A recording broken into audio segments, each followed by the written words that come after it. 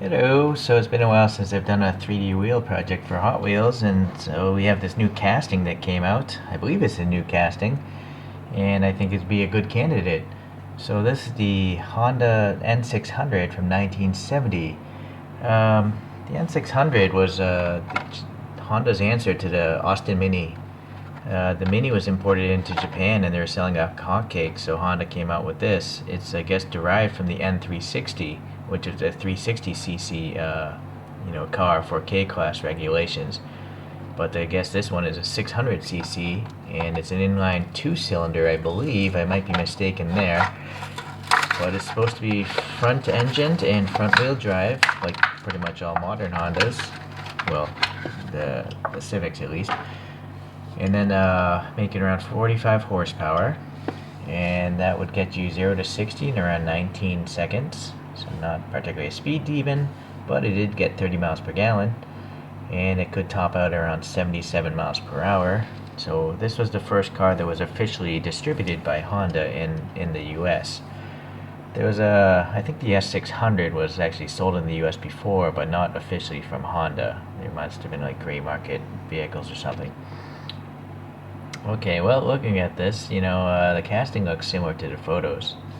Alright, let's see here. Let's get into a little more depth on this casting, actually.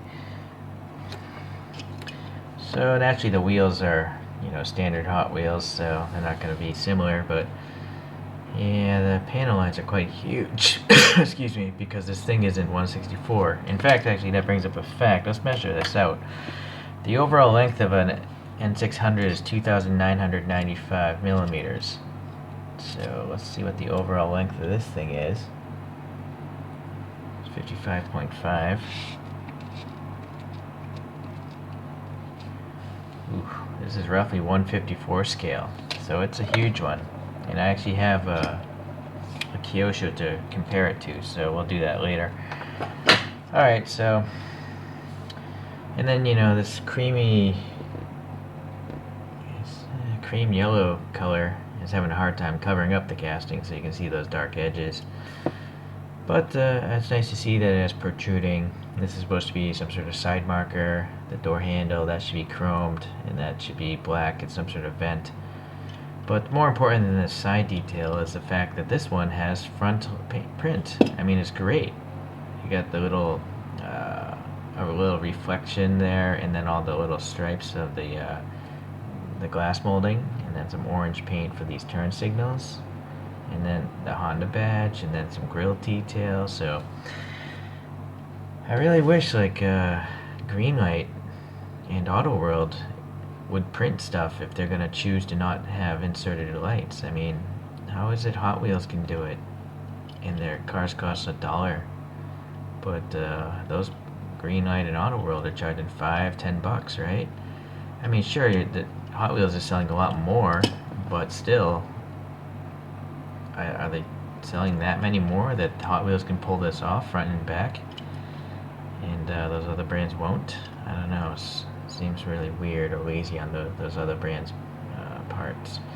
Okay, well, anyways, we got some silver trim around the red printing, so that's good. Or the silver is probably laid on first before the red. And then it's nice to see something in the license plate, and it actually says Honda here on this trunk pull. We got some raised, I guess those must be the hinges for the trunk, and maybe that's the lock. Okay. Alright.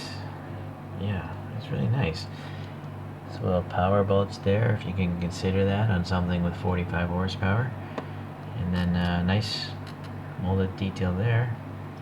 Yeah, I think this is the antenna stub. Yeah, there's supposed to be an antenna there. So it's nice that they got that detail. A little molded in mirror, and it actually is similar looking to the real car, so that's nice. A little fuel filler door. So yeah, it's pretty good. Yeah, typical Hot Wheels roller. Press fit together, so wheel changes might be a little tough, but again, for the price, I guess you can't complain, which I am not. It's nice to see there's no side windows. So let's see what kind of interior details we might have. Oh, well, it's a red interior, so that's nice. That steering wheel is funny. It's the way it's molded. It's just a one-piece mold, so it's all extruding upwards. But again, for the price, can't really complain too much. It's interesting that the seats are different. The driver's seat has a racing seat and harnesses, and then the passengers are just kind of riding stock. So that's interesting. I saw in someone else's videos that this is now mandatory by Hot Wheels, having the I think it was George's Miniature Cars. You want to check out his channel? He does a lot of Hot Wheels reviews.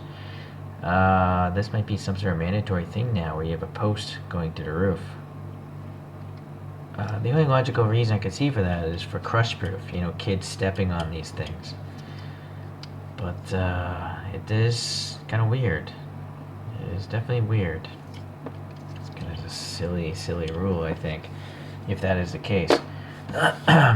Okay, well, so it's got smoked windows, probably to try to cover that up. Maybe it'd be even better to just have totally black windows and just leave the side windows open. What do you guys think about that? I don't know. Oh, but I guess this windshield wants to be transparent, or to some extent. Oh well, can't win either way, I guess. Nice little detail here as well. Alright, well, I'm going to actually go for, stock Steelies here. Not the hubcap versions, the one on the white photograph from before. I'm going to try to find some images of those and put those on this thing.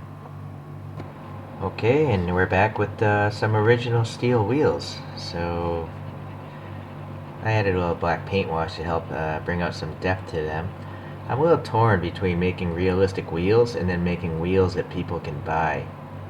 So I could have made these more realistic, but I know that shapeways.com won't print it. So I have to make adjustments because some of you guys are asking to buy some of these wheels. So I had to sacrifice some accuracy there, but when we compare to the photos, you'll see. Okay, so I added some extra color. This is orange Sharpie, silver paint pen, black Sharpie, and silver paint pen. A little black wash here. Nothing there. A little silver on the antenna stub. A little silver on these hinges, and a little black Sharpie in the exhaust tips there. So it's a really cool looking model. In this case, on this one, I just reused the axles from the original ones, and then no spacers on this either. Okay, let's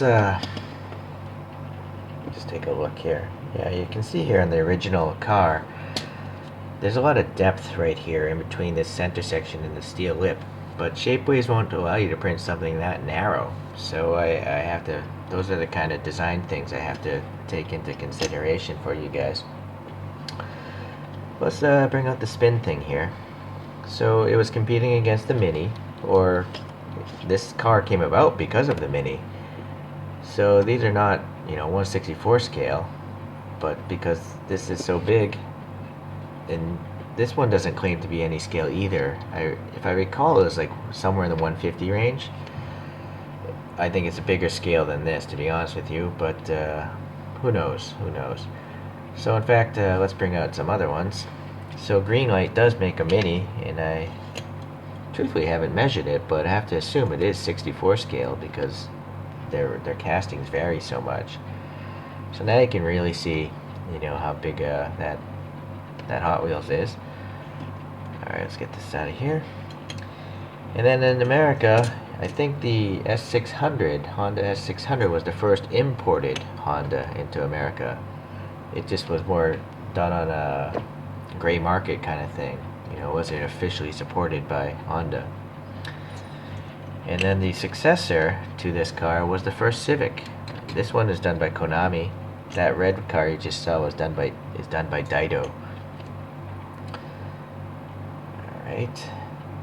And I'm going to save the last one here. This is an actual N360 by Konami, which is, to my understanding, supposed to look identical, just have a different engine. Maybe it's not identical. Clearly you can see some differences, but the main body shell is supposed to look similar.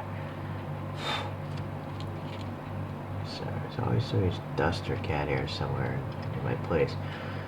So now you can really see 1/64 scale versus Hot Wheels. Hot Wheels has to design all their models around the wheels. They don't design cars and then wheels for the cars. They actually, design they have wheels that race down those tracks of theirs, and then they make the model, fit that track width. So that's one of the sacrifices you have to make. But, again, for such an inexpensive model, and a model that never claims to be any scale at all, Hot Wheels is doing a great job. It's nice to see these cars that you've never seen before, or at least that's the case for me, and learn about them through collecting diecasts. So if you haven't found this one out at the shops, I guess it's out there now, and you should probably pick it up if you like Hondas. Alright, I'll talk to you guys in the next wheel swap.